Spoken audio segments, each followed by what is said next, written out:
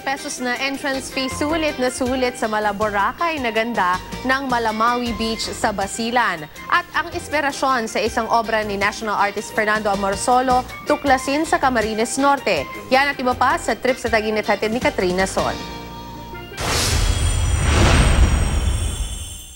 Ang magagandang tanawin sa Pilipinas na tampok sa mga obra ng national artist na si Fernando Amorsolo. Personal na makikita sa San Vicente, Camarines Norte. Sa mga palayan sa bayang ito kung saan naging alkalde ang ate ni Amorsolo, humugot ng inspirasyon ang tanyag na pintor para sa kanyang mga obra.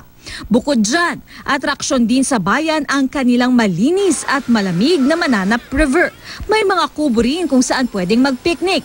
May pista nga sa bayan na ipinangalan sa kanilang ilog.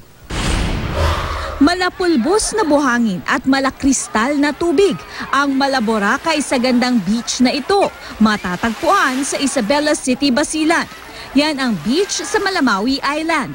Mura lang ang halaga ng pagpunta rito at ang pag-upa sa mga cottage.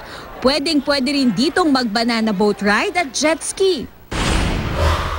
May bagong resort sa Bontoc Mountain Province na ang tubig galing sa bukal.